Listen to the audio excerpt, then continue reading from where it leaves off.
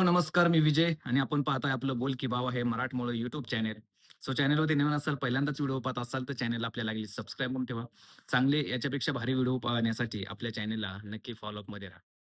मित्रांनो, title thumbnail पाहून तुमच्या लक्षात आलेलं आहे, की कोणत्या मुद्द्यावरती आपल्याला बोलायचंय. त्या विषयी न घालवता डायरेक्ट मुद्द्यावर आपण हात घालूया. मित्रांनो, मुंबईमधून ठाकरेंचं साम्राज्य संपलं आणि पुण्यामधून पवारांचं साम्राज्य संपलं.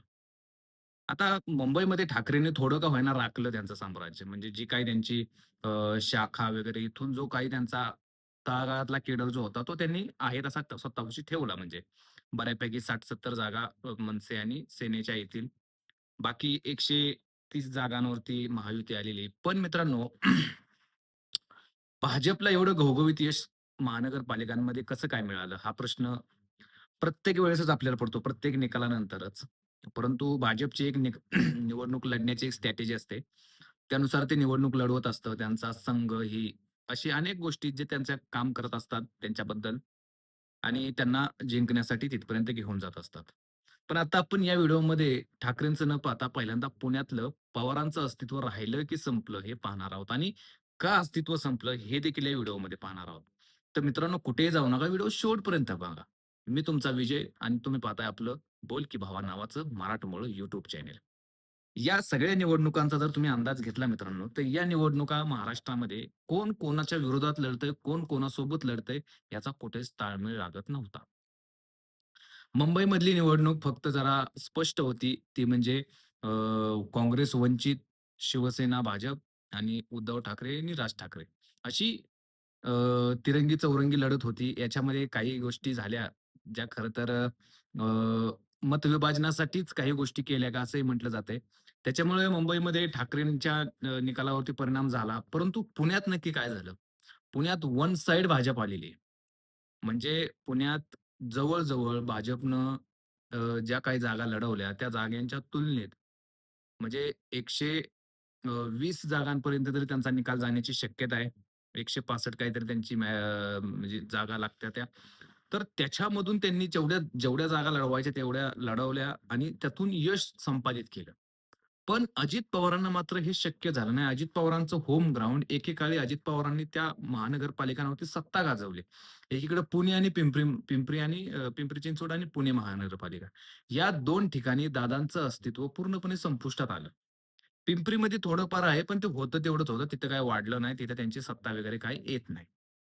पिंपरीमध्ये सुद्धा भारतीय जनता पार्टी सोसाट गेलेली आहे आणि पुण्यामध्ये सुद्धा भारतीय जनता पार्टी सोसाट गेलेली आहे.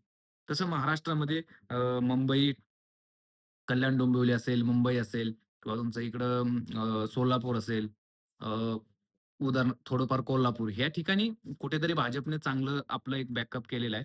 परंतु भाजपला महाराष्ट्रात धक्के सुद्धा खूप बसलेले आहेत. ते सुद्धा आपण नेक्स्ट व्हिडिओमध्ये पाहूया. पण याच्यामध्ये आपण हा विचार करूया, की अजित पवारांवरती ही वेळ का आली? आता अजित पवारांवरती ही वेळ का आली? याचं उत्तर तुम्हाला खरं सांगायचं झालं तर विचारांशी केलेली तडजोड. अजित पवार यांना हा धक्का बसणं खरंच गरजेचं होतं, जेणेकरून त्यांना हे तरी समजलं असतं, की आपली विचारधारा शाहू फुले आंबेडकर विचारसरणीचे आपण आहोत. आपण भाजपशी आपण देशासाठी भाजपसोबत आलोय, राज्यात भाजपसोबत आलोय आणि मग महानगरपालिकांमध्ये आपण भाजपच्या विरोधात लढतोय. बरं ज्या राष्ट्रवादी शरदचंद्र पवार पक्षासोबत आपण विरोधात त्यांच्या विधानसभा लढलोय, लोकसभा लढलोय. त्यांना सोबत घेऊन, त्यांच्या पक्षाचा प्रचार करून, त्यांना तुतारीच्या चिन्हावरती त्यांचे उमेदवार उभे करून, त्यांना आपण हे करतोय, एकत्र निवडणूक लढतोय. हा जो काही एकत्र जो मिक्सर झाला या सगळ्या गोष्टींचा, जे मिक्स करण्यात आलं ना, ते मला वाटतं जनतेला आवडलं नाही आणि जनतेने आपलं वन साइड भाजप ठोकून दिलं. काय असेल ते होईल, ते व्हायचंय ते होऊ द्या, पण भाजपसोबत आमचं काय व्हायचंय ते होऊ द्या. भाजपने जरी हे सगळं खेळ केले असले, तरी भाजप सेफच आहे ना. भाजप हिंदुत्वापासून दूर कधीच जात नाहीत. त्यांच्या पक्षाची विचारधारा भाजप सोडतच नाही. हां, बाकीचे दुसऱ्या विचारधारेचे घेतात, परत मग ते येतात त्यांच्यामध्ये त्यांच्यासारखं वागायला बघतात. पण भाजप स्वतःची विचारधारा सोडत नाही, की बाबा चला मग हे झाले म्हणून हे विचार अजित पवार आलेत म्हणून आपण शाहू फुले आंबेडकरांची विचारधारा धरून आपली हिंदुत्वाची सोडू.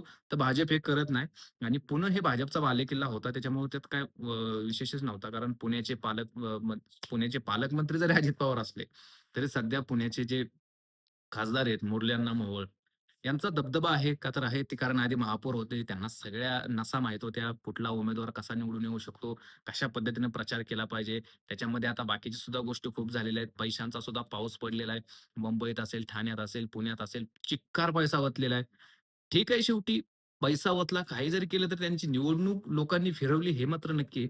त्याच्यामध्ये सुद्धा पुण्यामध्ये रुपाली ठोंबरे या अत्यंत अजित पवारांच्या तडफदार नेत्या होत्या, नगरसेवक होत्या.